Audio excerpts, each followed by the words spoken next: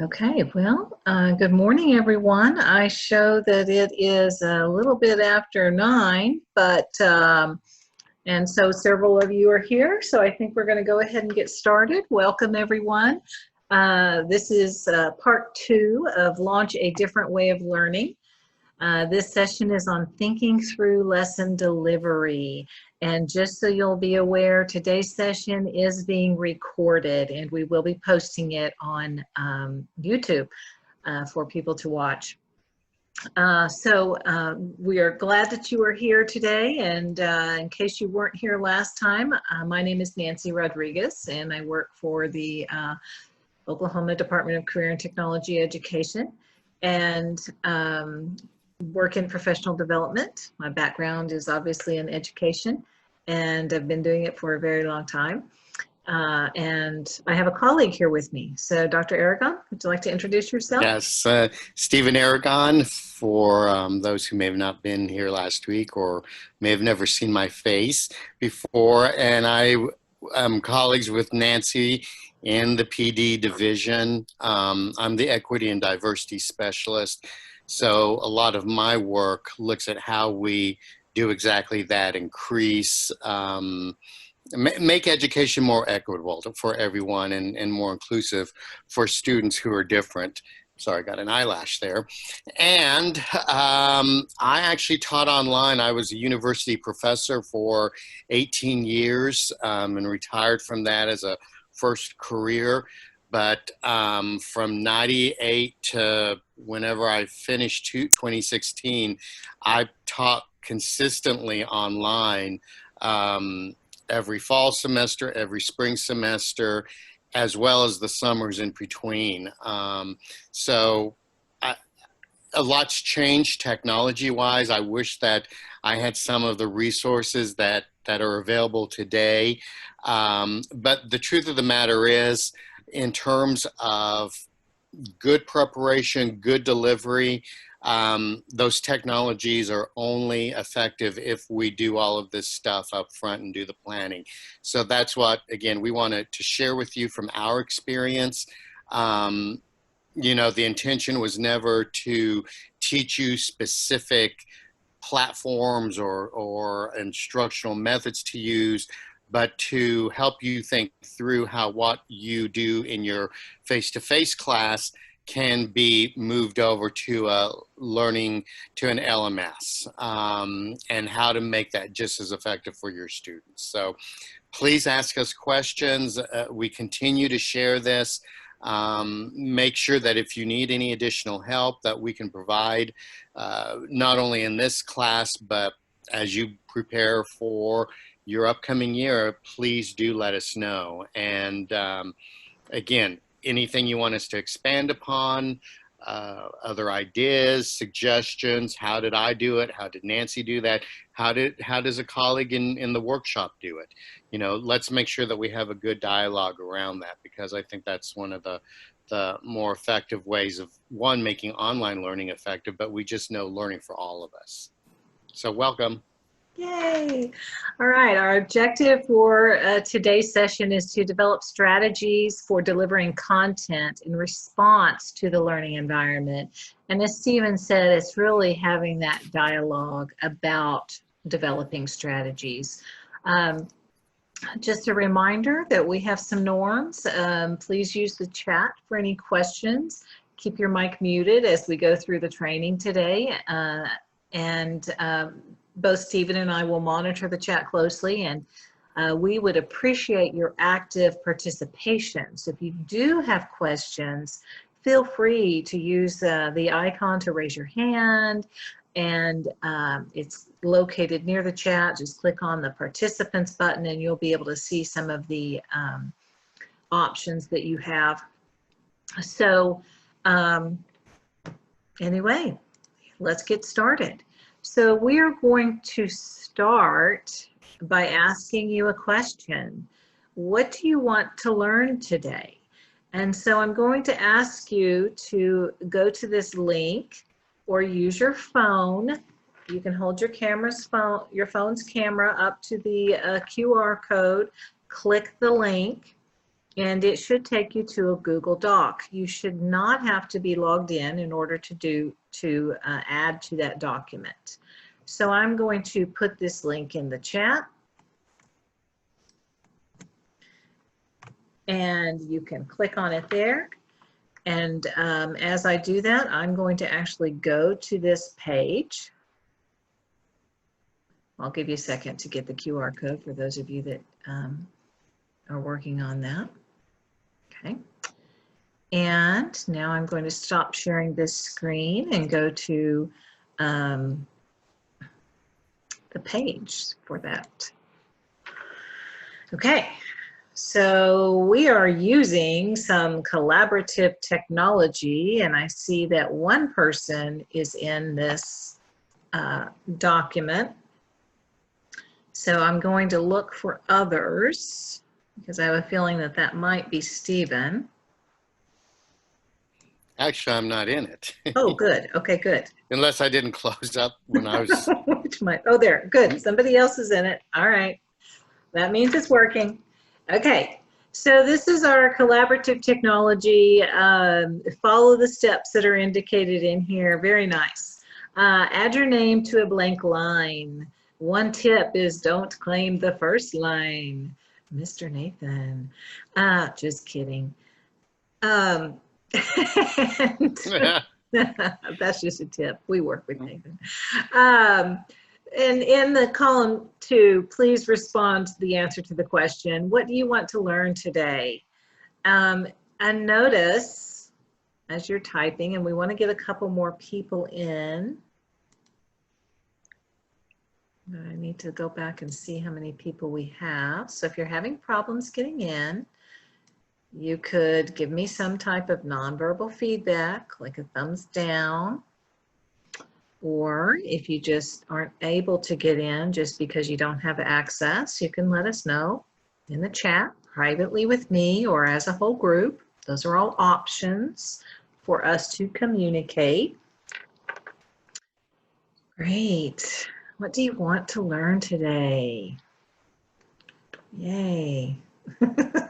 We'll do our best. Yay. And I see a couple more people are now in our document. So, and notice how it's anonymous. You could put in a fake name if you want to, but it's okay to put your real name too. So Nancy, while they're doing this, I mean, because I'm learning about some of these technologies too, what is this specific technology you're using for this activity? Thank you, Stephen. This is actually a Google Doc. That's all this is. And so again, I put the setting so that anyone with the link can edit, because you know there are different settings. I could set it so that you all could just view it, but I want you to edit. I could also set it so that only certain people have access to it and can edit it. So thanks for asking that, Stephen. Because this is allowing us to communicate both student to teacher. I'm looking at what you guys have, but also if you look at column 3, once you've put what you want to learn, everything, we'll do our best. Hopefully we'll reach Roger's goal of cohesive lesson delivery through an online platform. So if you'll notice in step 3, you don't need to type anything here. But as we go through and as we are learning, feel free to comment. So comment and communicate with your peers, if you will, or other attendees. So leave them some type of a positive compliment or helpful comment. So yay, all right. I think that Stephen and I will be able to do this today. If you have questions about this document, please ask, raise your hand with a nonverbal feedback or put it in the chat. All right, so Stephen, that's our goal for today. Do you think we can teach them lots of new things? I think we can. Okay. How many of you have used this technology before. Maybe you have used a Google Docs, um, in working on a project with a colleague or a group of individuals, but have you thought about it from this perspective, or have you used something like this with your students in the past?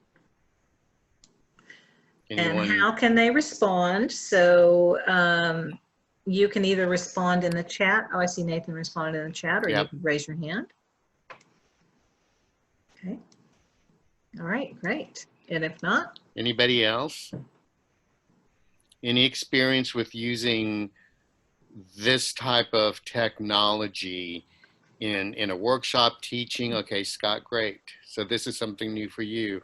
So one of the things, that Nancy and I were, and if you haven't responded, I really would like to see your responses up there, because one of the things that I think Nancy and I really had in our minds as we put the summer series together was to not only be good examples of how to use technology, but to show you some things that you can do with your students. So if you're looking for something, for example, that relates to a lesson that you do, that you could use something like this, or another type of a form, or a case study where maybe students go in and add something, or something like that. I mean, also pay attention to these strategies, not just as something that we use to help you learn, but something that you could then use with your students. Because again, these are all ways that, whether you're synchronous or asynchronous, that you can create participation, which is obviously what you want. You don't want people just to be lurkers in the background, what we call them in the technology world, lurkers, just lurking around. You need students to be participants. And so this is a way to get them engaged, and I think a way to kind of ease them into technology. If you have students who have not used a lot of online instruction or had to do a lot online, something as simple as this could ease them into that. Nancy, would you agree? Would you add something to that? Would you? I would absolutely agree. And I also want to add that this is priming the brain, if you will. Remember how we talked last time about, and so I know this isn't the specific technology, but just thinking about what you want to learn. It's getting that brain ready for what they're going to learn. What did we call it last time? A hook. So hopefully that was a hook for you all this morning. So quick review of what we talked about last time. We talked about, the differences between synchronous and asynchronous learning, and the fact that it does work well. We talked about the different lesson elements and interactions that take place within those elements. And we took some time to think about lessons and how they would work synchronously and asynchronously.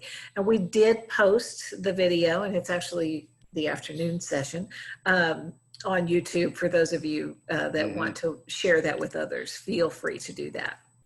So again, this time we have created another job aid, and I will go ahead and put that in the chat for you. To kind of guide our discussion, if you will, in terms of this whole process, this whole planning process.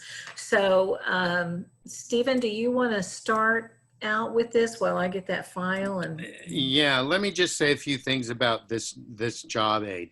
And again, Nancy's posting it, so you don't have to squint and get out your magnifying glass and wonder what's up there. You'll actually have this. But we put this together from a synchronous session.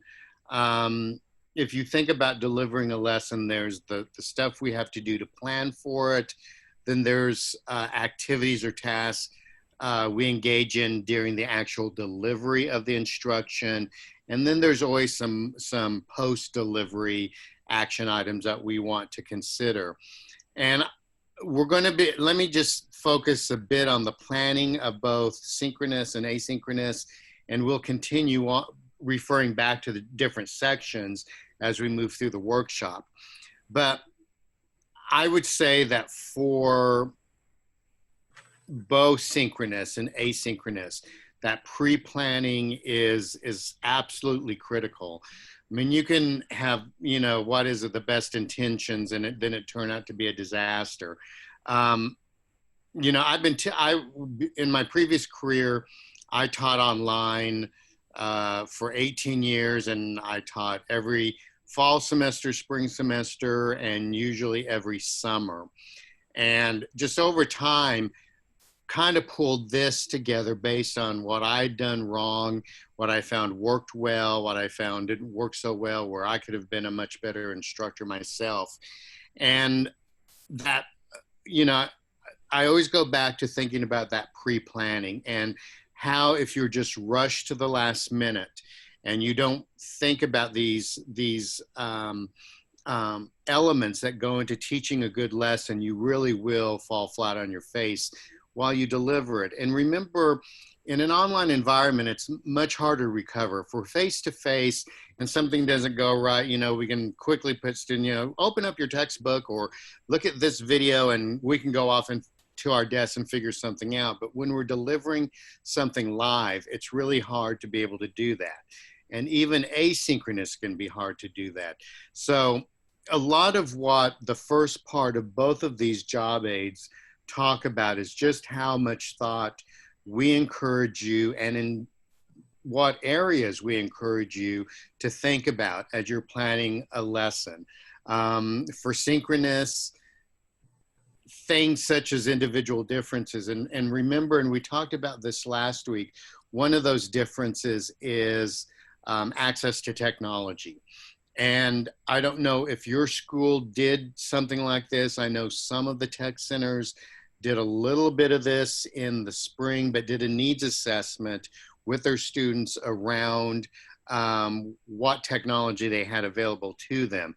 And remember, even on the best day, we all can have bandwidth issues. So, I mean, those are kind of to be expected, but if you're selecting something that is just always going to be a problem for a student because they don't have the latest and greatest computer, or they need an upgrade or whatever, or you're always using QR codes, but most students have a phone that takes pictures, but if their data plans won't let them get into it and use things like that.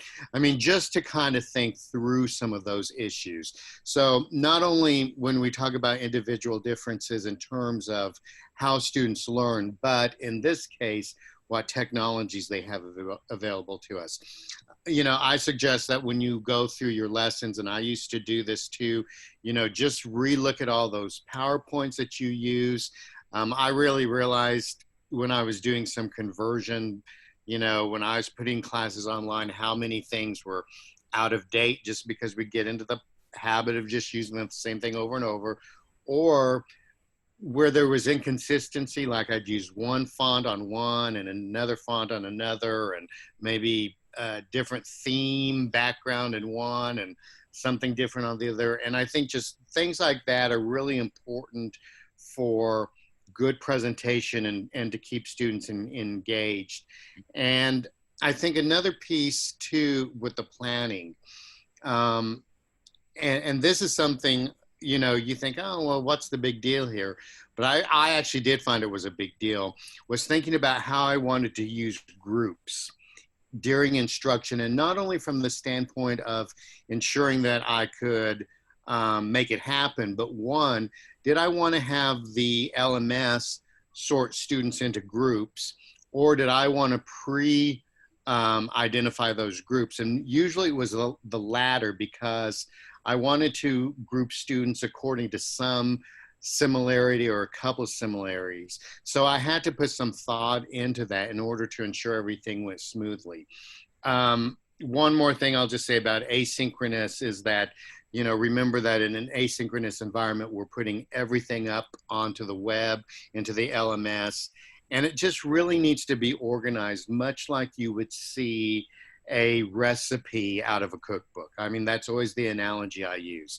And, try, if you don't believe it, try just taking a recipe and marking out, randomly marking out ingredients or times or what to do with the ingredients or temperatures or what, and see if you can make that happen. And that's exactly what happens with learning, especially in the asynchronous environment, as well as synchronous. But if we don't have those instructions just word for word, because it's not as easy and oftentimes convenient to ask questions.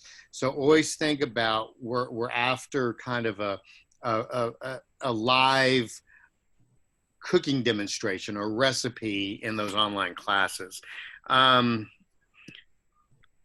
One more thing I will say, and it just occurred to me. Think about where you want to deliver this. We're all working at home.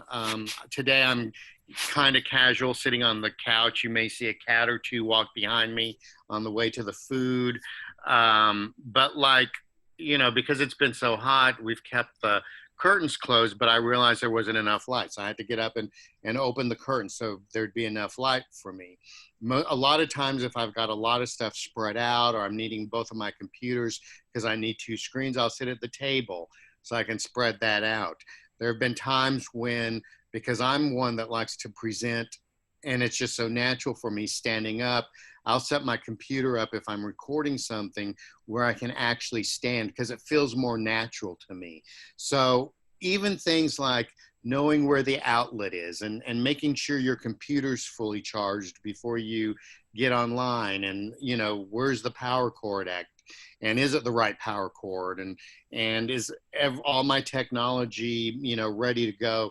Things like that, we have to remember that even those are different when we're teaching in online environments. So Nancy, anything else in terms of like pre-planning?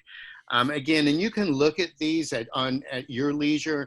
And again, if you have any questions about anything that we've put on these job aids, do make sure that you contact us and let us walk you through. You may not quite understand what we meant by something, and we can certainly help you with that. Yeah, no, just, to reiterate the point that planning for individual differences is really important. And I love that someone mentioned the Google Forms in the chat. And, using Google Forms to, as formative assessment, as like a quiz, but also to guide where you're going to send each one of those individual students, because some of those branching and logic types of activities or features, if you will, are important to think about as well. So let's just dig a little deeper, because with the job aid, I know it said something like thoroughly developed lessons. And so I know that's much easier said than done. So let's look a little bit at lesson planning, lesson elements and the interactions. So take a look at this image and tell me what you think. Put it in the chat. What does this have to do with planning our lessons and developing our lessons for online instruction? So put your response in the chat. As we model different interactions, what does this image have to do with interactions and developing lessons? Put your response in the chat. Nice. Thank you, Kayleen. Guiding individuals to be successful must be hands-on. I like that. And Kelly, with the correct tools, Mm-hmm. the bar, students can balance their Mm-hmm. work. Nice. Mm-hmm. Because, and I have to say that statement really is about, you know, helping the students take ownership of some of their learning, accept some of that responsibility. Yeah, I like that one. I hadn't thought of that when that was the one that was selected, the Nice. image that was selected. Mhm.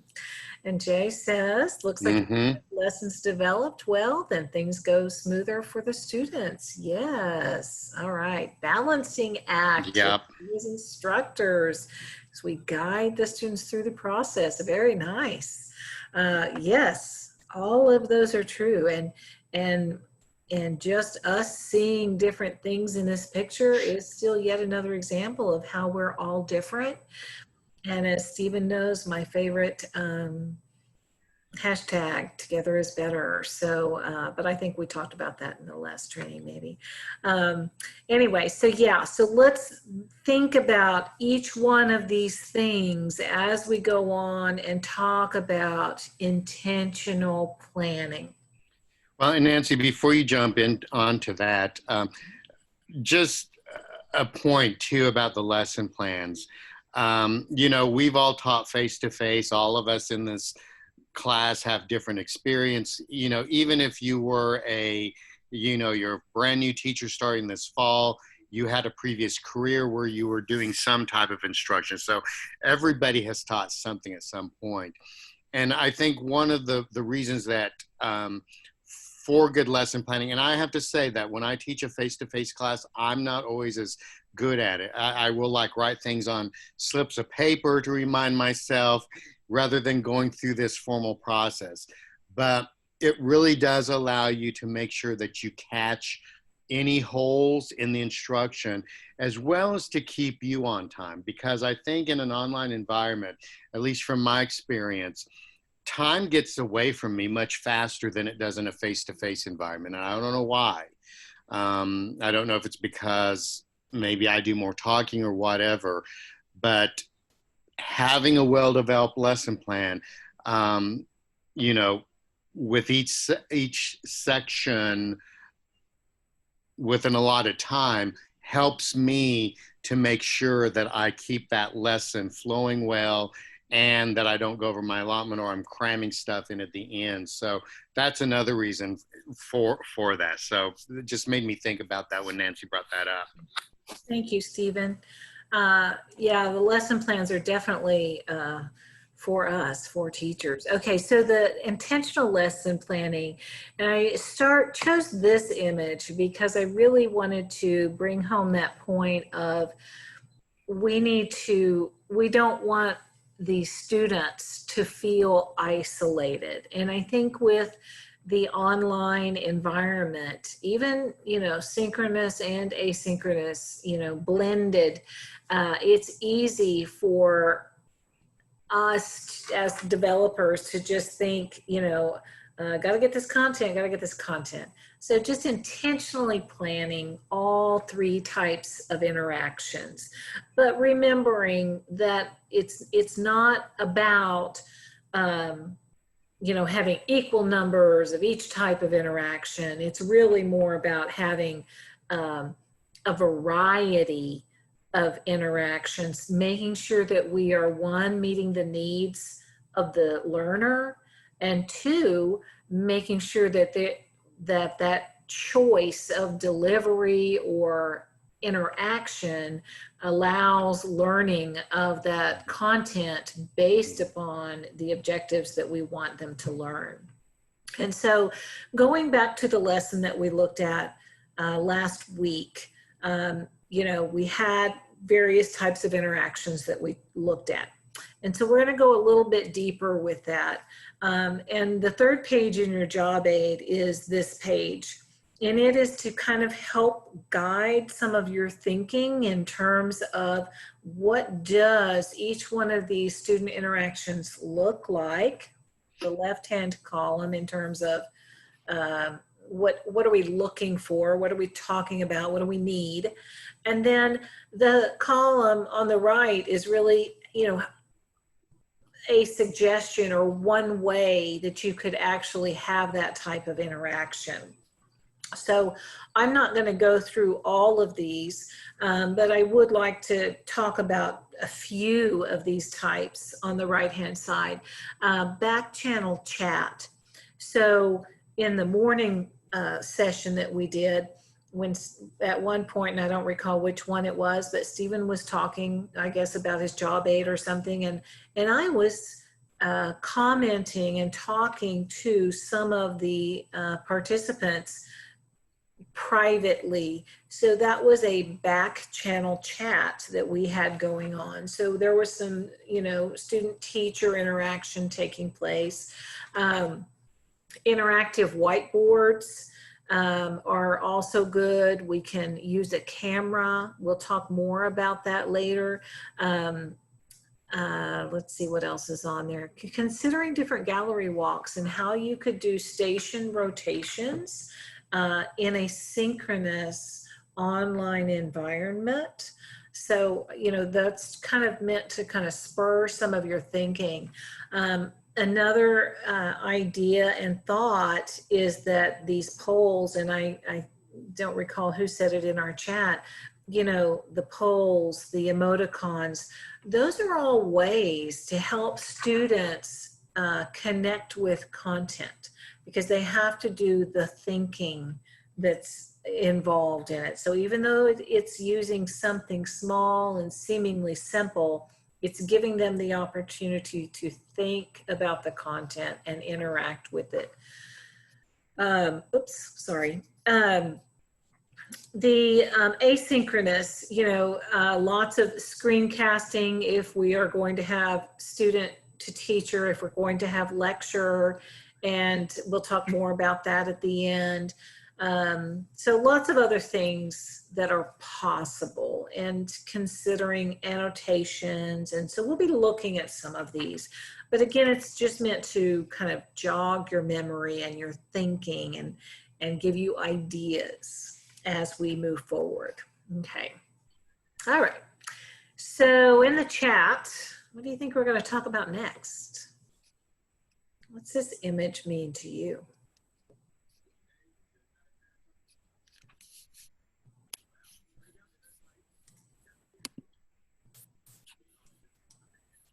In the chat, what does this image say to you? Different ways of delivery. Mm-hmm. Absolutely. And, you know, that is truly a key thought, if you will, because lecture is not the only way for teachers to give students content. Okay. And, you know, Jay, we appreciate your honesty. And yes, students can learn in multiple locations. So I would like, in the spirit of thinking about different ways of delivery, I'm going to pull up this video for us to watch for just a second that talks about, oh, hang on, you guys don't see this, do you? That talks about lesson delivery. And it's a Marcia Tate video, or it's an interview of her. When I wrote the original book, Worksheets Don't Grow Dendrites, it was in reference to the fact that I was seeing so many students who were completing so many worksheets in classrooms and not really enjoying it, not really learning, not really remembering what they were doing on the worksheet. And I think we all remember, in my day, they were called dittos, and we just did ditto after ditto, and you couldn't recall much of what you were learning. At the same time, I was into the brain research and learning what a dendrite was, and the dendrite is a brain cell, and that every time you learn something new, you grow a new dendrite. So I felt that worksheets were not enabling children to grow any new brain cells or any new dendrites. So I thought, what a perfect title for the book, that worksheets won't grow those very dendrites that we want students to grow. So that's why I named the book Worksheets Don't Grow Dendrites. I was teaching a class, Worksheets Don't Grow Dendrites, for the school district that I work for in the state of Georgia. And I noticed that there were 15 ways to teach. The list started with 15. And then I started looking at some other ways, and the list eventually grew to 20.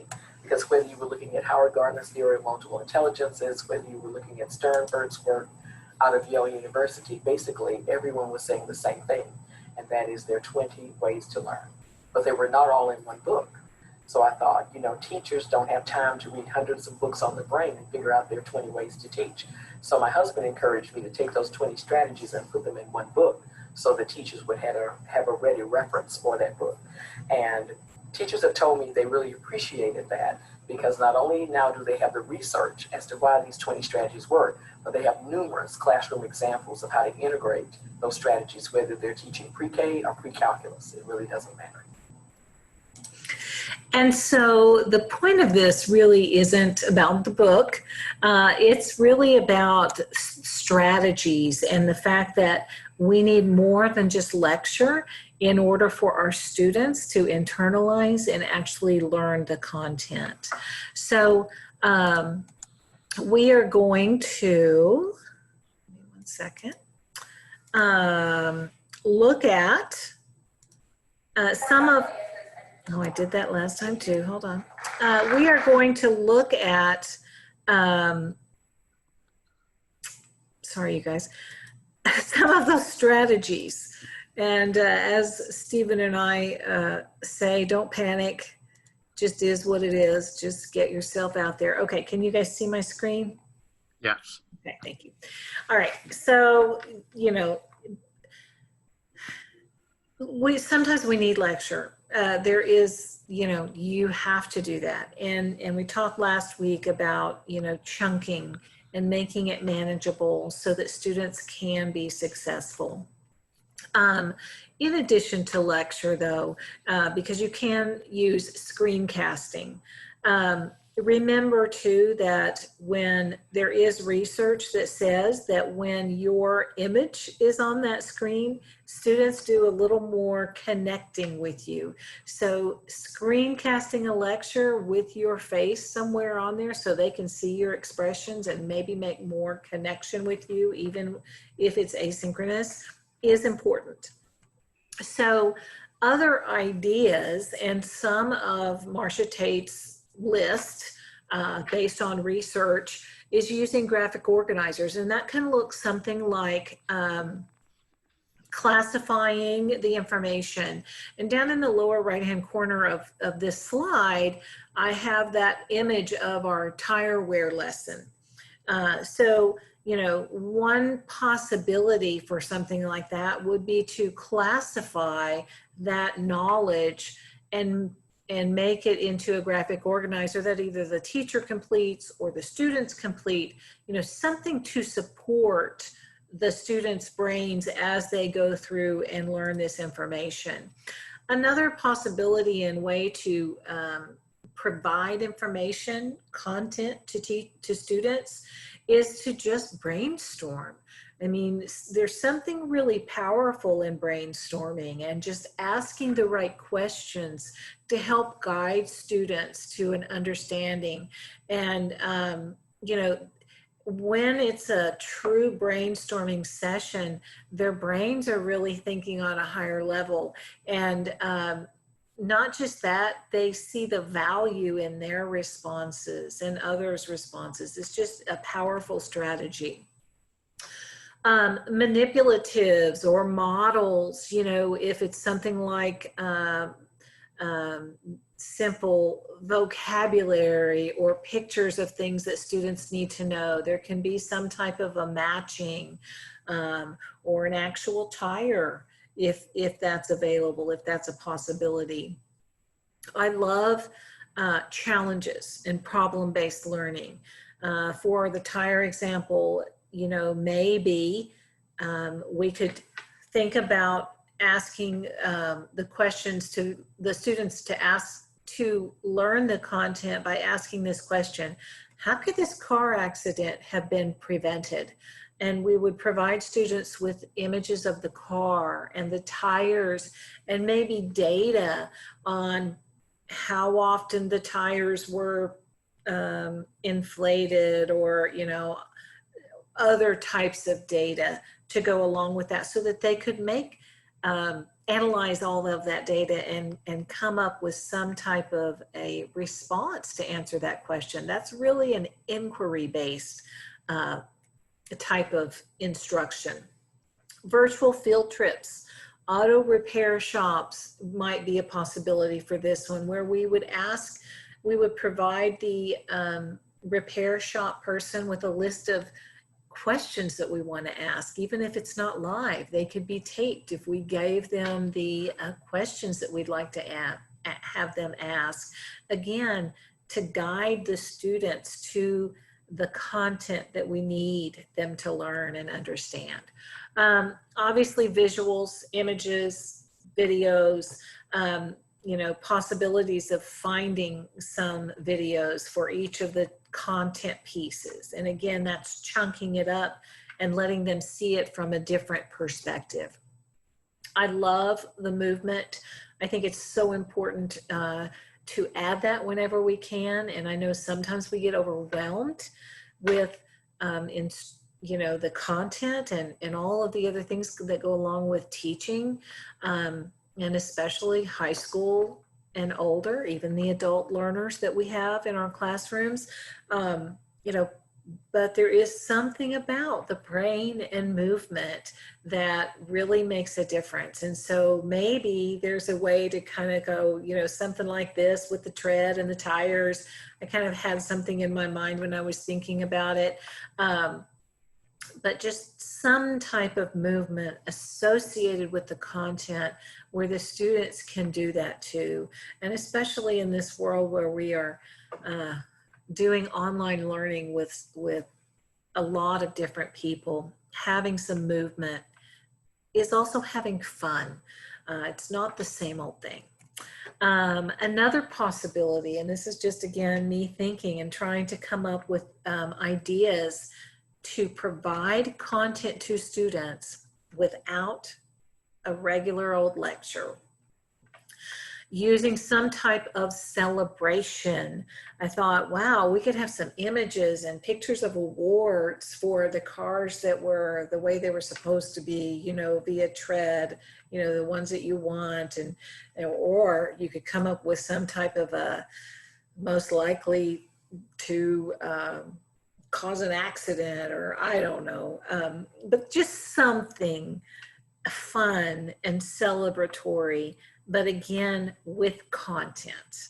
And then the last three, those aren't my forte, if you will. I couldn't come up with a mnemonic device or any type of music or rhythm or storytelling, but I believe in the power of storytelling. I think that that we were meant, I think that humans were meant to tell or listen to stories. There's something about it. If you look at children, even high school children, they love to hear stories. Even if it's not real, or even if it is real, it's some type of a connection. So anyway, so those are things to do instead of a lecture. So what I'm going Nancy, if you'd go back just one, I got to thinking between the morning session and this one, in terms of like movement and music and rhythm. I mean, one way it occurred to me that you could use those, even if they don't necessarily help you teach your lesson, but build in a 2-minute, 3-minute stretch break. Put a timer up on the computers in your classrooms that students can see, and lead them in a stretch break, or put on some music and have a quick dance party to a single song.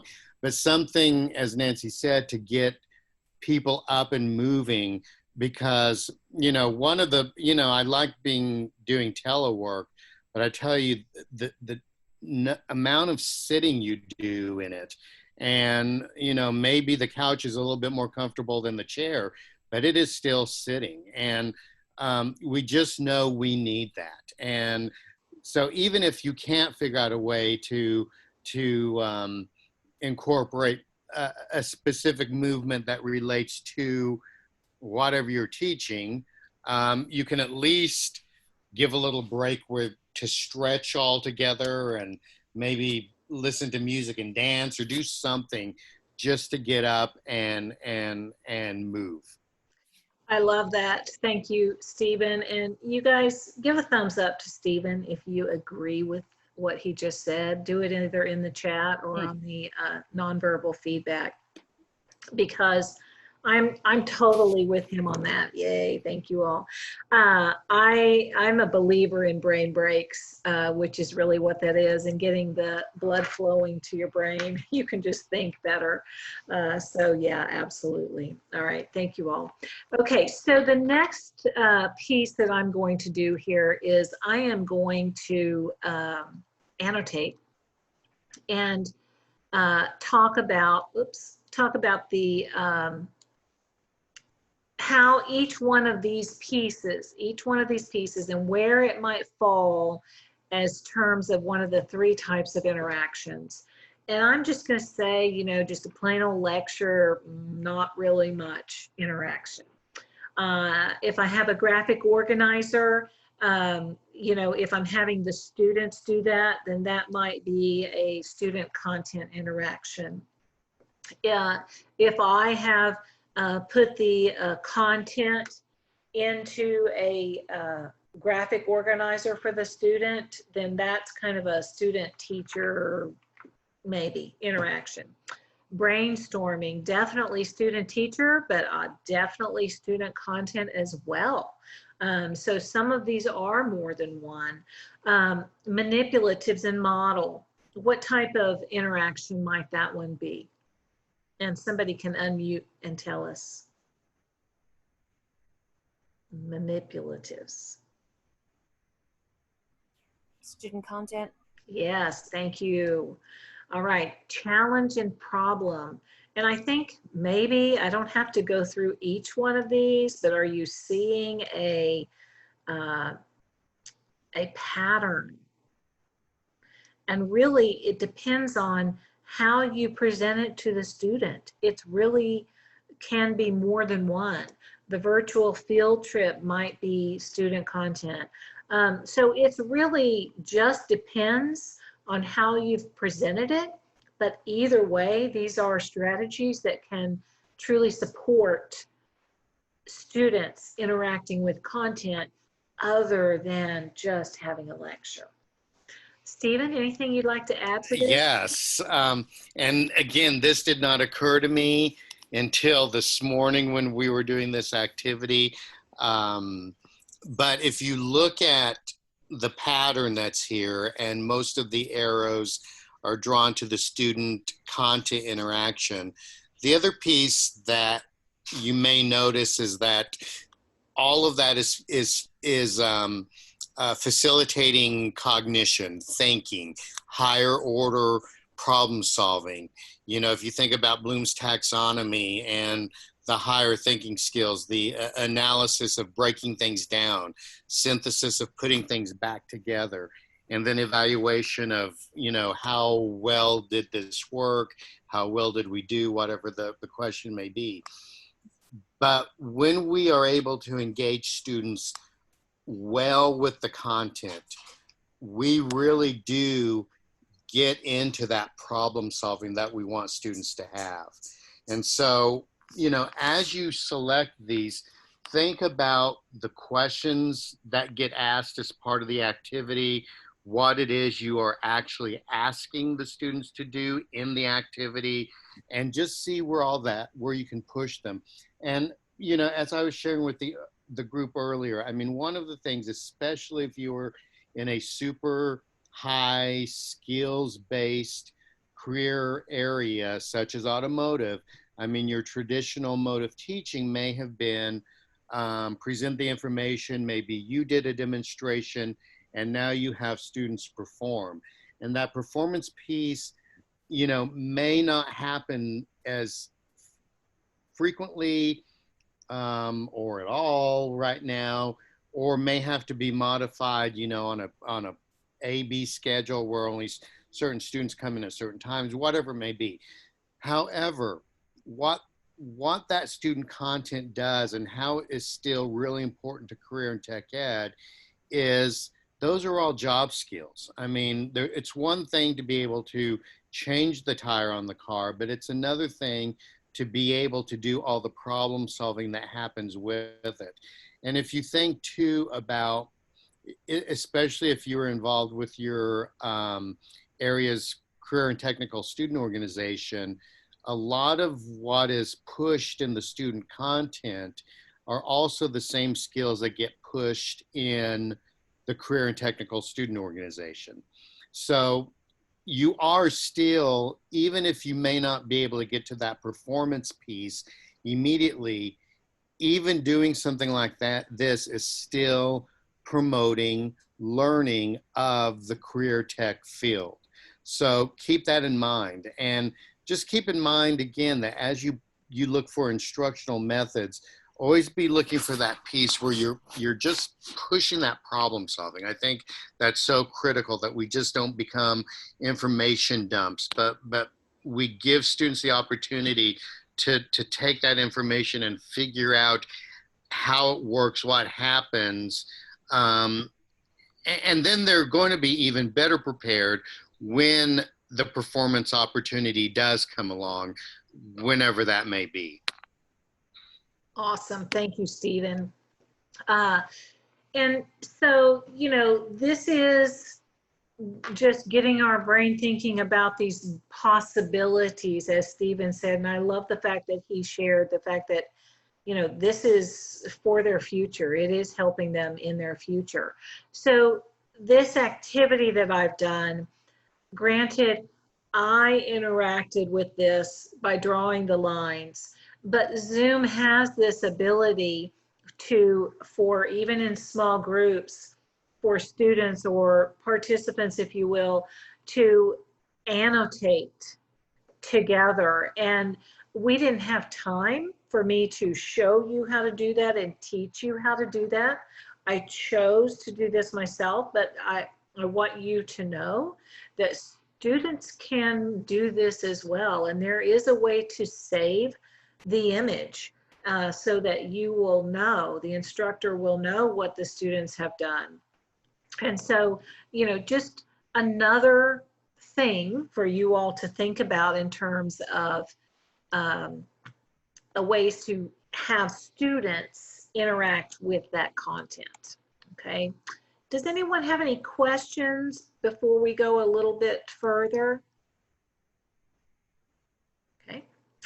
All right. So the next slide that I'm going to share is about a book that Stephen has used in his teaching.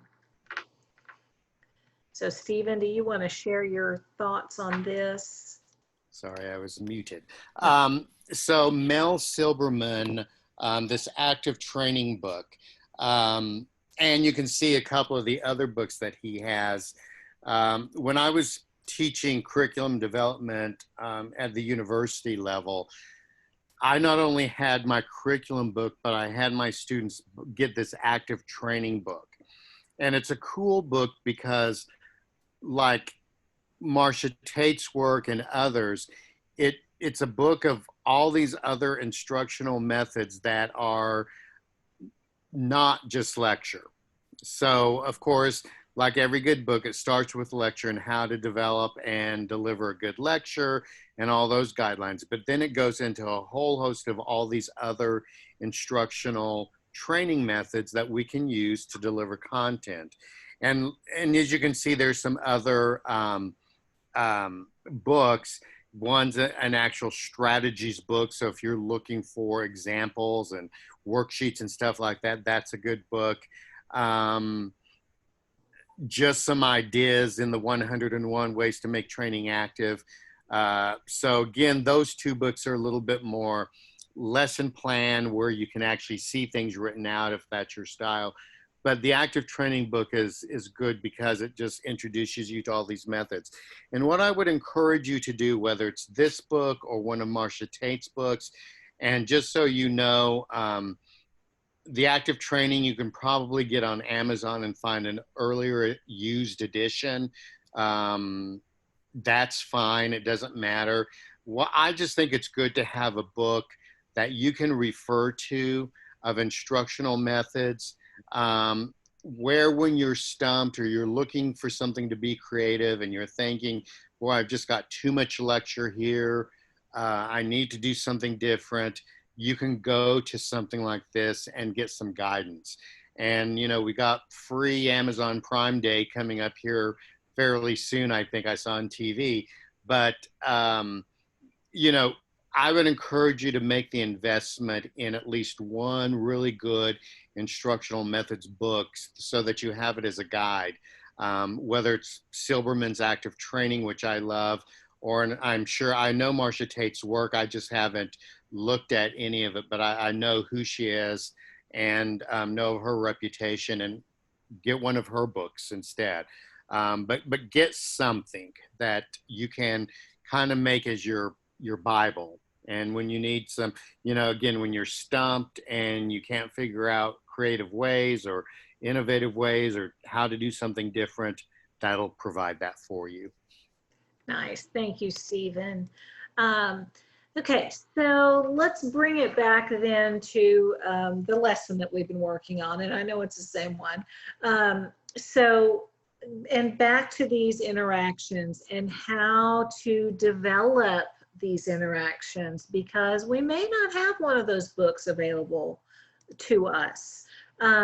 So in your handout, you know, there's a couple of more pages there that talks about these interactions and various things that can be done.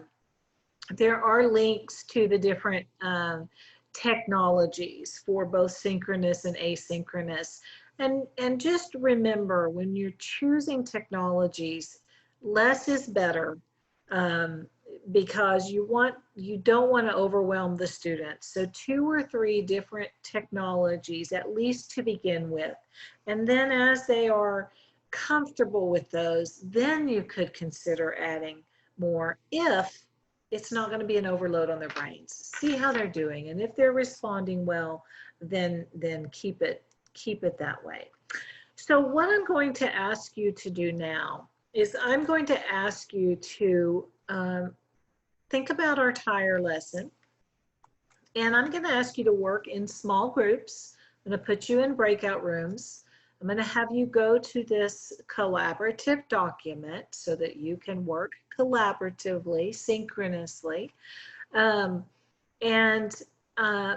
think about how you might change this lesson, how you might develop this lesson that was face-to-face and then needs to be developed into an online. Thinking back to the pieces that we said, you know, we could develop all of these for asynchronous instruction, but what if we have some synchronous instruction going on? So if you access that bit.ly, you should be able to access this document and edit it. You'll notice it's a Google, now I can't remember Excel for Google, but I had a brain loss there. But notice the tabs at the bottom. So the breakout room, when you go into a breakout room, notice what your room number is. And that's the tab that you are going to record how you would choose to develop that lesson, okay? Where it says tire wear lesson, there is a link to the lesson if you want to see that, okay? Does anyone have any questions? Well, shall we start with room 2? Would anyone from room 2 like to share your thinking? I know you guys didn't quite get done, but I wanted to be, you know, respectful of everyone's time. So would someone from room 2 like to unmute and talk to us about the lessons you developed? Well, we talked about on what is wrong with these tires. Maybe you could go to various tire shops and look at tires, or I even mentioned, you know, at my home, we have 5 different vehicles that we drive. plus lawnmower, plus Mhm. motorcycle, plus four-wheelers. And so going around to those different tires and assessing the tread, the inflation, you know, I'm just going to stereotype myself and say, as a female, I don't have any idea what toe in and toe out even references or how to identify it. And so honestly, in that lecture, they're going to have to find a better explanation for that, or they're going to have to really show me some good toe in and toe out. I mean, from a physical therapy standpoint, I know what it looks like, but from a vehicle standpoint, I don't know what it looks like. So, I love that. We talked about maybe interviewing local tire shop managers on what are the most common problems that they have, you know, doing kind of a, where I'm the interviewer and I'm going to say, you know, maybe I could pretend I'm from a news channel. I don't know. Do Mhm. something creative to go out and do a video and maybe upload that so that the whole class could view your different videos. And then as an instructor, I might just choose one or two of those videos and comment on, you know, what I liked about the videos. Have that kind of celebration that you talked about in, you know, talking about what they did right, and encourage them to have humor in their videos also. Small group demonstrations on inflating tires. Again, we talked about videoing themselves on taking a tire and overinflating it, and then taking an image of that tire and showing what it looked like, and then what an underinflated tire looks like. You know, people that rock climb have to deflate their tires to go climb rocks, and then once they go to get back on the roads, they have to inflate their tires back up. Maybe explaining what is the function of that? Why are we deflating and inflating tires to go climb rocks and to get on the highways? And so I think maybe that would be a good discussion that they could actually go in and do a little bit of research on their own and Mhm. investigate why that is. And again, checking for understanding, maybe showing students, again, videoing themselves, using a tire gauge, using the penny test. And then on our extension and closing, we thought just having them ask questions. Again, like I would probably ask, what is a toe in, toe out? I still don't understand that. I need more information on that. Can we go back over that? And then maybe highlighting in the lesson something that they learned. Maybe it was something they learned from the interview, something from the research, or something from just the Google slides that they had to do. What was something that they learned from the lesson? Thank you, Crystal, and all of Group 2. Yeah, lots. I That hear was lots really of good. interactions. That's right. That's right. And yeah, it's just thinking through each of those pieces, which you guys did. So thank you. And how about Group 1? What were your thoughts on anything that might be different or the same? Tell us your thinking. Someone from Group 1. I really liked from room 2 that you brought in partnerships like the tire stores and stuff. I didn't even think of that, so that was excellent, as well as the real world scenarios of if they go to the mountains, what you got to do. So applying it to real world situations. I guess I was just thinking, if you're in COVID and you're stuck at home, kind of what can you do from home? So we discussed like what's wrong with these tires. You know, analyze photos or videos, or even if the instructor had a GoPro, like show them what you're seeing. They have to analyze what you're looking at and giving you feedback right there of, you know, what's wrong with what they're looking at or live feed. The lecture, instead of just talking, maybe use Peer Deck.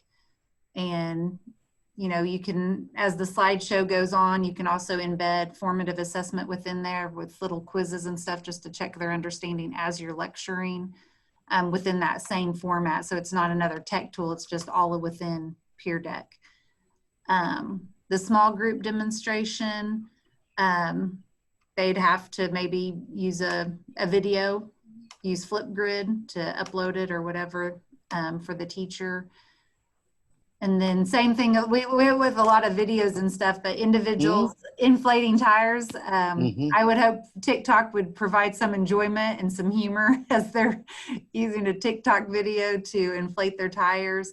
Or also just like a Google form where they have to rate the steps, like what's next, what's, you know, and how do you think through the process of what you need to look for, tire pressure, all of that information, and then responsive writing, just using a Google Doc to reflect the challenges they faced, what worked, what didn't work. Next time I air up a tire or check tires, what do I need to learn from transferring my information from the time before? So that's what we came up with. Nancy, can I just say, I think it's great that we see the, you know, under house arrest version versus, you know, when we can start getting out again version, because I think that it is an important continuum to think about. Again, in all seriousness, with things up in the air and, you know, our business is going to close or whatever, but to have kind of a continuum and some backup plans of, you know, given the conditions that you're currently under, how am I going to still deliver this? And I like in both too, you're building on technologies that the kids already use. TikTok, GoPros, they can use, you know, their phones. You know, I think anytime that you can show the kids how to use this and all the power that's in it and some of the good apps, and not just for listening to music or Instagramming their friends, you know, do that. Because we do know this is a powerful computer. It costs more than my laptop did. But I know for me, I don't even use it like I should. So again, I think these are really good examples. And I know we've got another group, but I just wanted to point out that the contrast between the two, yet they were accomplishing the same thing, but thinking about the environmental conditions that were going on. And we don't have another group. I'm okay. Yeah. Okay. But, you know, I think too, for me, what I hope that another piece that I hope that you all saw was, it is just taking a little extra time to think outside of the box and accessing what you do have available. But most importantly, running it by another person or two. And I know you don't always have access to that, but I will tell you that, you know, at the agency, there are specialists in each department. And, you know, I don't know how often you all meet or communicate with them, but they might have some ideas as well. So just finding that network of people. And for those of you that aren't familiar with Pear Deck or Flipgrid, those are both things that the State Department of Education posted a quick training on, same place as the Screencastify. And they're both excellent. They are definitely both excellent. So anyway, does anyone else have any questions or thoughts as we Well, move Nancy, forward? just too, you reminded me when you said that, you know, don't forget about the Oklahoma State Department of Education and all their technology training. They've got a ton out there, and I wasn't even aware of it all until I went and started hitting the expand buttons and could see all the stuff that they offer. So, you know, that's a great resource too, if you're looking for new technologies or want to learn about something, to sit in one of those archive sessions now and see if it would work for you, see what ideas they have. You know, just like anything else, this really is, you know, kind of practice, hit and miss sometimes. You're going to find some things are going to be will work really well with your students. They're going to really enjoy it. They're always going to want to do more of that. And then there are going to be some things that, you know, like us, I mean, we don't want to do them. And so it just, and the main thing we want to make sure of is that we're attentive to that, because we want to make sure that as soon as someone starts becoming passive or what we call a lurker in online environments, that we figure out what's going on so we can get them back involved. And yeah, some students do learn by sitting back and observing, but I mean, we also learn by participating. And so just kind of being aware of that. All of this will help do that. So also think about the Oklahoma State Department of Education. All right, thank you, Stephen. And you know, I had my ideas too, and so I don't want to not share those with you as well. You know, for the lecture, I thought having some type of a graphic organizer might help some of those students once we looked at that, because sometimes having all that content at once can be overwhelming. And don't forget that intentional use of the academic vocabulary. So maybe have some, I was thinking of some type of collaboration where the students had to use that vocabulary as well as possibly draw some of the pieces. And then I think that peer feedback is really valuable too. And that is part of the Flipgrid via video. It's video feedback, and that is kind of fun. So, and then I wanted to give you one other resource that I have used, because if you recall from last time I moved here recently from San Antonio, this leadforward.com has playlists for various activities to help students with their learning, or to help teachers help students process their learning. And didn't know this was going to take so long. I should have known. And anyway, it's got I won't pull it all up here, but it's got lots of different pieces. I forgot, here it is. It's got movement, it's got rehearse, it's got extending the thinking, but they have some really good resources. And they've actually put some into the virtual environment. And so when you get this, I'll send this link out through the chat, as well as it'll be on the PowerPoint. But you know, you might pick one of these to do. It's just ideas and how to get students to both collaborate, communicate, and process what it is that they're learning. So that's a good, I really like that website as well. So I'll send that out here in just a minute. Another thought is about the pacing. And so, you know, research kind of says that, not kind of, research says we need to be consistent. And I think the pacing, if you're in a synchronous and asynchronous, if you have that blended learning, you know, having things where the kids know, well, this is what's going to happen today, this is what's next, you know, that's decreasing their cognitive load, if you will, helping them to know what to expect.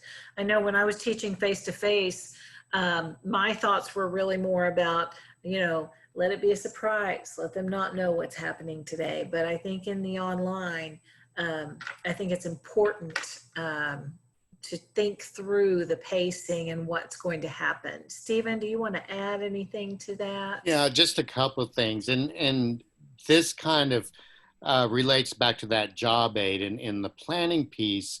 But pacing also just you know, we can take it down to the level of a specific lesson, and just seeing how that lesson by itself unfolds.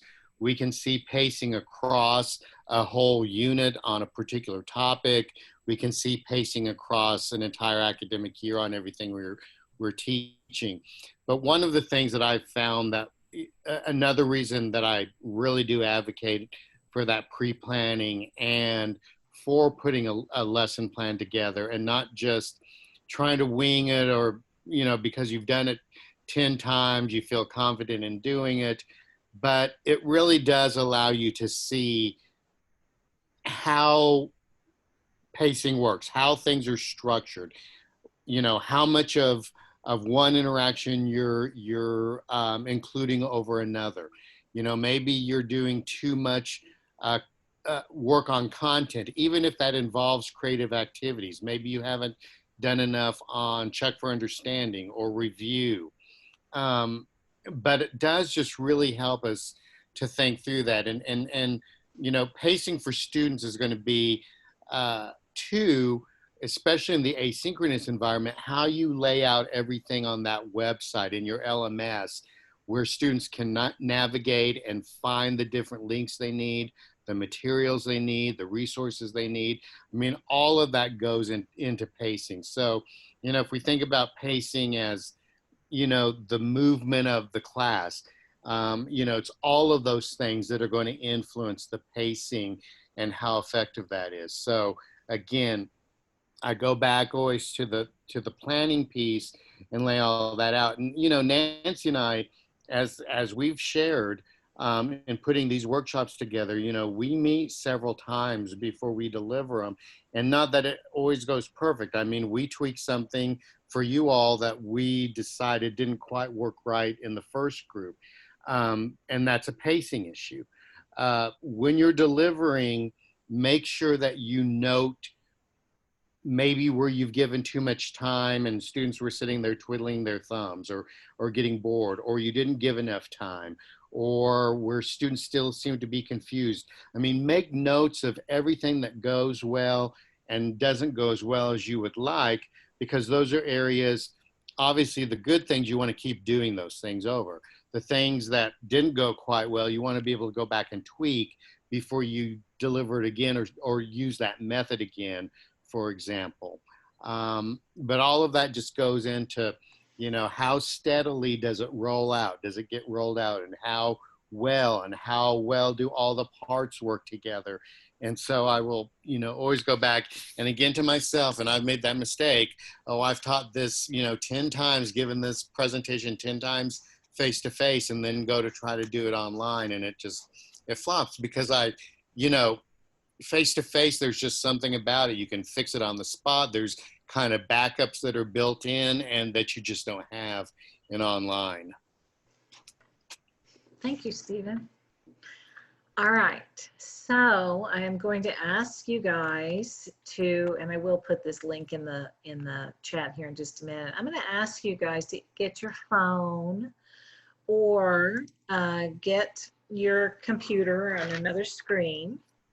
And I'm going to ask you to go to, if you're online, POLLEV.com. It's at the very top of my screen. If you're on your cell phone, type in this number 22333. That's the number. So that's who you're going to send it to. Let me do it. And charges do apply, potentially. Thank you, Stephen. May apply. And then type in Nancy Rodriguez 678. I know it's a little bit long.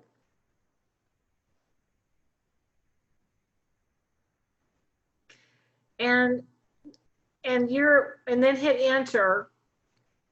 And it's going to,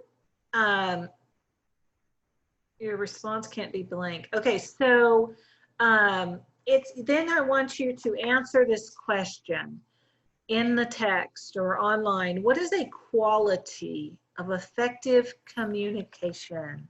Nice. So effective communication involves listening. Oh, good. Okay, so we've got people that are responding. Stephen, is there anything in the chat that I need to be aware of? Oh, okay. No. All right, yay. So I would say that we are brainstorming qualities of effective communication. So while we're looking and communicating with each other, student to student, student to teacher, we are also learning about effective communication. So I would say we are also having some student to content interactions. So effective communication involves verbal feedback, listening, eye contact, nonverbal. Yes. Clear, concise, present, being present, collaboration. Great. So you could add as many as you want, and someone add one that someone else put on there. So clarify. And, just as a reminder, this question could easily be, what are the reasons tires wear unevenly? If going back to the earlier lesson plan, or, name the parts of a braking system in a car, or the bones of the foot, or valves of a heart, or, marketing strategies if you're a B mind. This could just be anything related to your particular area in which you teach. Thank you, Stephen. That's right. And then should we just end right here? And I'm going to say, write in the chat what you might do next. If you had this brainstorming, whether it be for us or for your students, using, this is polleverywhere.com, this is Poll Everywhere. What might be a good next step? Put that in the chat. I'm going to decrease my screen so that I can see what you put in the chat. What might be a good next step after this brainstorming or formative assessment? Would we just take this Wordle or word cloud and end it there? I mean, I could. We've had our discussion. What might you do next? Type it in the chat. Class discussion on chat. Perfect. Which is what we're doing now. Okay. Brainstorm other ideas about communication. Okay. Great. So there's lots of things that you could do beyond this. You can even take a picture of it and use it in future conversations so you can come back to it. But it's just another sample. Anything else, anyone? Okay. I mean, potentially, something I might do is to maybe take some of those terms and expand on them, or point out the fact that we all don't interpret. This is a good area where we might think about how people interpret terms differently or concepts differently, and that the way that I see it doesn't necessarily make your definition wrong and vice versa. But again, I think this lends itself to one of those higher order thinking skill discussions. In terms of those, you could talk about how each one is used on the job, or how they might be incorporated into a CTSO project for competition, something like that. So, again, always be thinking outside the box and seeing where the different connections can occur to everything that we do as part of our CTE curriculum. I love that. Thank you, Stephen. I appreciate that you always bring us back to that. One last thought that I had on the Wordle was maybe I, as the teacher, put in a word that doesn't fit. And then maybe you can pose that to them. What do you all think about this? Anyway, lots of things you can do for higher order thinking. Okay. So on the documents, there were various technologies. Just a reminder to check the privacy settings, if you will, for each one, because you are dealing with students. Commonsense.org has a list of technologies, and they've evaluated many of them. So just want to give that resource to you as we move forward. And Nancy, I don't know if on your tabs in your browser, if you've got the one for the QR code. I do. That if people are wanting to learn how to do that, or the one that you recommend. Thank you. So thank you, Stephen. Yeah, so if you've never made a QR code, the way that I get there is I just Google QR code generator. And it's, for me, it's always the one that pops up first, but I never usually do the one that says add, qrcodegenerator.com. And it's as simple as having a link or URL, and you enter that URL in here. That was your lead forward. And it generates a QR code, and you just save it as a picture.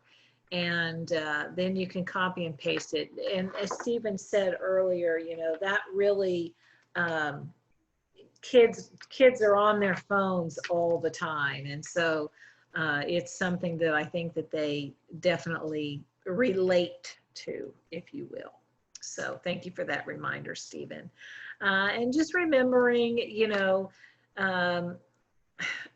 less is more. Don't forget to consider accessibility options. Now, Google has a lot of add-ons and possibilities for that. If you don't have access to Google, there's a lot of other things that you can consider, but talk to each other. I don't have a whole lot of those today, but something to think about. And remember, you know, and Stephen could talk more to this if he wants to find examples of non-traditional students. And what else would you like to say about that, Stephen? Well, just, I mean, I think this is a good opportunity, you know, if you're having to look for new videos anyway, or examples, or interview people for presentations, or, you know, going out to the community to find employers to work with.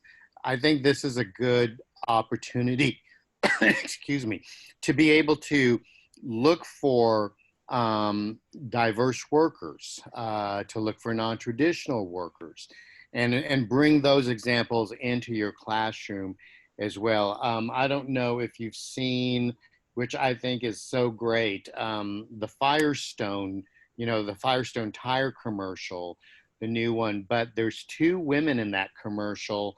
One is changing a tire, and she's a supervisor and talks about her responsibility to the customers. And then there's another female technician who's changing a battery. But even things like that, you know, just looking for, you know, good examples of the non-traditional, not only in terms of gender, but also, you know, show diversity in the workforce. Nice. Thank you, Stephen. And, you know, as Stephen said, we're not going to read that whole job aid to you, but going through and just making sure that you have the lessons planned appropriately. Let me stop sharing for just a minute, and I'm going to add a couple of links in the chat because I didn't do that earlier. Student has Snapchat, they can use it for the QR code reader. Nice. Thank you. So that link just now is the Lead Forward resource for the virtual processing. And then I'm going to send a link to this virtual design handbook. And whoops, sorry, you guys. There we go. It's the last one. This, I'm not going to pull up the handbook, but it talks in there about as you're designing the slides, and not just the slides, but the actual in the LMS, consider things that will minimize the student's cognitive load, including negative space on the slide. Make sure that their eyes are able to go and just go directly to the content. Gosh, now I can't remember what some of the others were. Stephen, do you Maybe just remember? open up the table of contents because I can't remember Okay. either just right off the top of my head, but it was a good, has a lot of good resources. It does. Just show them the table of contents. Okay. 1 second. Gotta get back to my Zoom screen. I don't know. I'm having problems with this screen for the moment. Must be getting late. Okay. Thank you, Stephen. The ones that I really like, oh, the consistency. It's just about being consistent, especially in the navigation piece. And having a few colors, not too many colors. And again, that cognitive load and the chunking of information. So just remembering chunking it so that less is more. So anyway. And what a great free resource. Yeah, it is. It is great. I've had the opportunity to watch some of her webinars. So anyway, and then of course during delivery, you know, understanding and asking students to use their emoticons and things of that nature so that you can see where they're at. And of course, reflecting post-delivery for the students to reflect so that they know what they have and have not necessarily learned, what they might need more support on, but also for you as the instructor.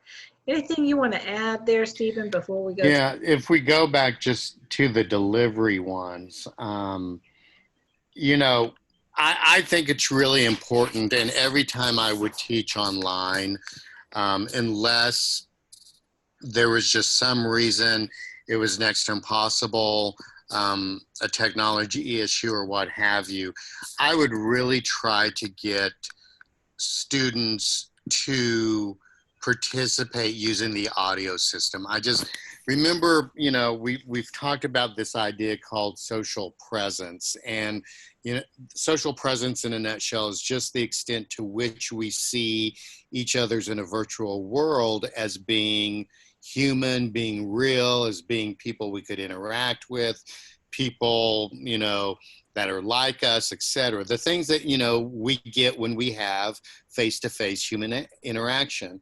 And the chat's great.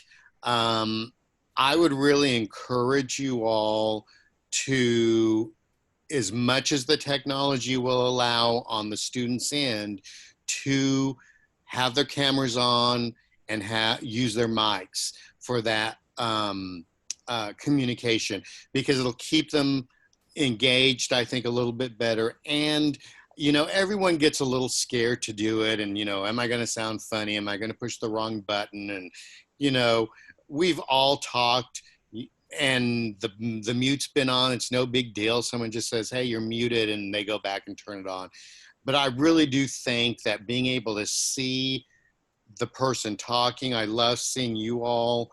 You know, one of the reasons Nancy and I use the Zoom is because we can see more people versus some of the platforms. You only get to see a handful.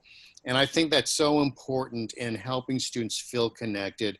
You know, even though it is on the computer, you are still seeing each other. You get to know a little bit about each other based on the environment that they were in.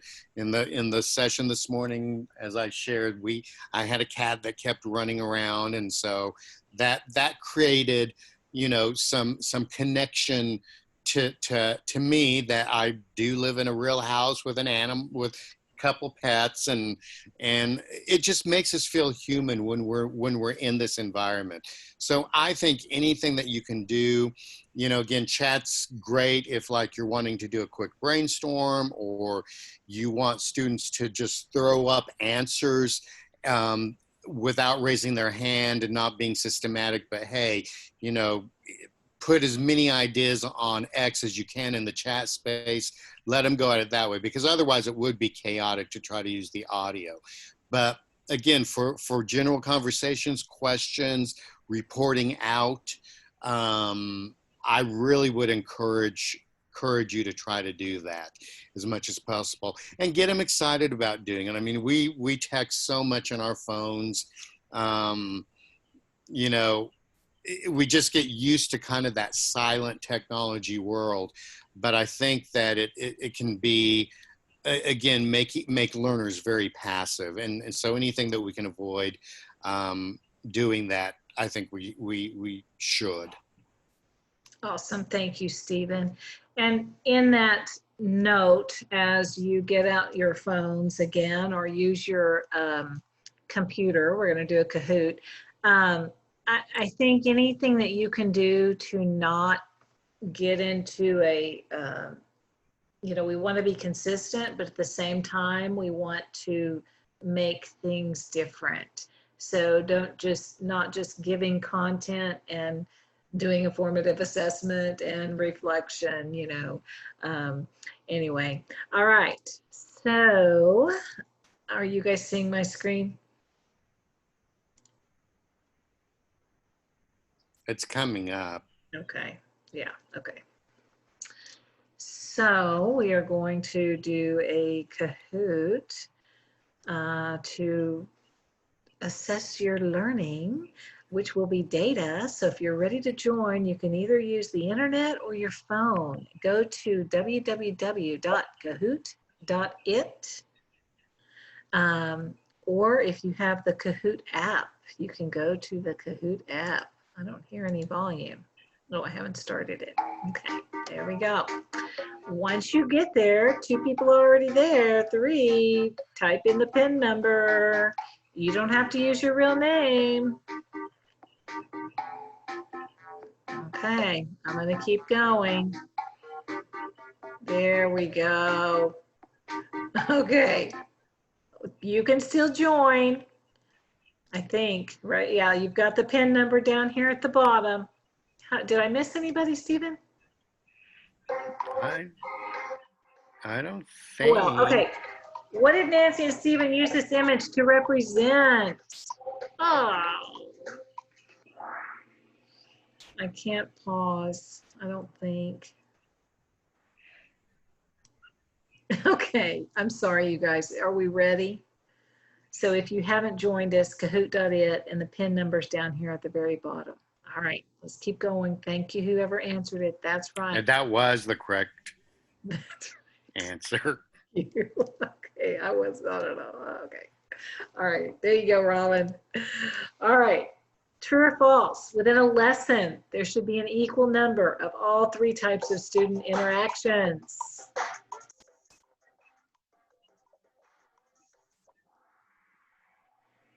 That's false. We don't want it to be equal.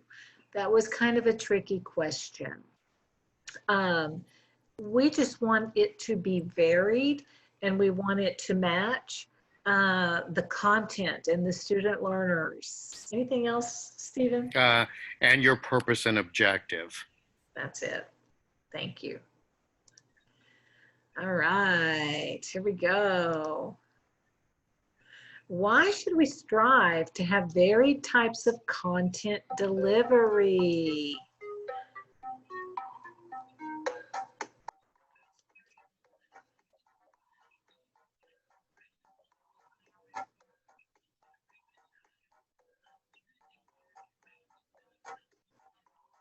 Good, we got our extra person in. I'm sorry I missed somebody.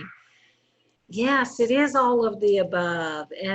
And brain research does indicate that having varied types of content delivery helps support their learning, their growing of their dendrites, if you will. All right. So let's keep going. True or false? CommonSense.org provides privacy evaluations for some technology applications.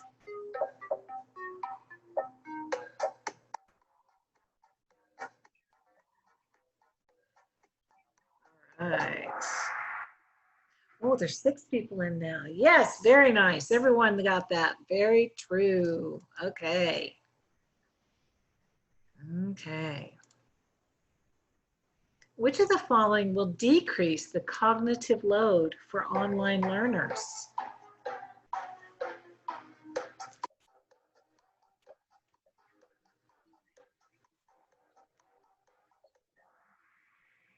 It is all of the above. It's not just negative space.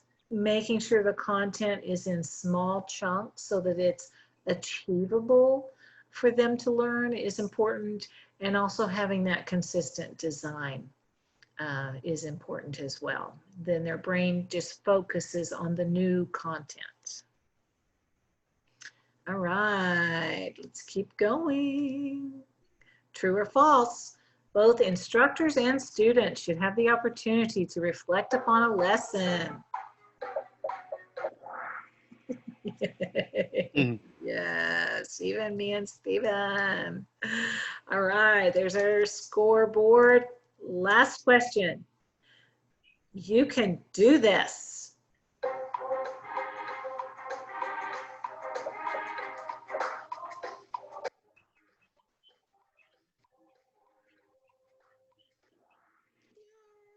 Yeah. Good. All right. Anyway, so you do need to have a little bit of fun. So let's see. I think that might be Kayleen. Kelly, first place. Robin. All right. Okay.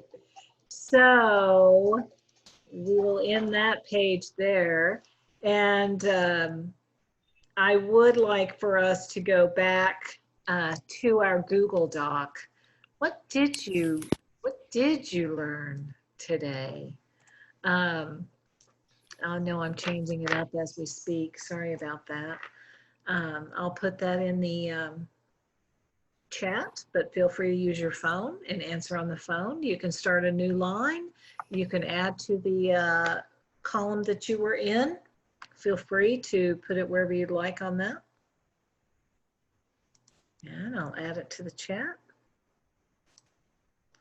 Just give me a minute. Maybe, do you need it in the chat? Where is it? Sorry, you guys, oh my gosh. Now, here's another thing. You can have too many screens open at once. I'm so sorry. Okay. Oh, if you need it in the chat, you know, just type it in the chat if you don't want to keep the document. But really the purpose of this was to help you come back to thinking about what you did want to learn. And so you can either add it to the bottom, add it to another row about what you did learn. But to have you all experience some of those collaborative technologies and some of the fun technologies too. So even if they're a little bit silly sometimes. So we would love to have your comments in the document, and if not, put it in the chat of what you did learn today. All right, so now there we go. I can find the chat. Thank you all. Okay, all right. Anyone have any other questions? Or Stephen, do you have anything else that you would like to share before we leave? Maybe, you know, one of the things that we hope that we did for you, it would be one of my goals, and I think Nancy as well, but hopefully as we were showing you some of the technologies, you were also beginning to think about how you could use some of the technologies that we used in your own classes. And I hope too, there's a little bit of you that's a little excited about doing this. I know that in the planning stages and getting everything ready to launch can be overwhelming, but I think once it's up there and once you get into the groove, I mean, we really do know that students can learn just as effectively online as they do face-to-face. It's been proven over and over, but the key factor in that's always been found again over and over and over is how well the course is designed. So, you know, this is an awesome time to challenge yourself. Maybe you have used technologies on a limited basis, but now you're ready to try something new. Maybe you want, you found a method that you'd like to try and see how it works. Push yourselves, experiment. Don't be fearful yourselves, because your students will see that fear in you.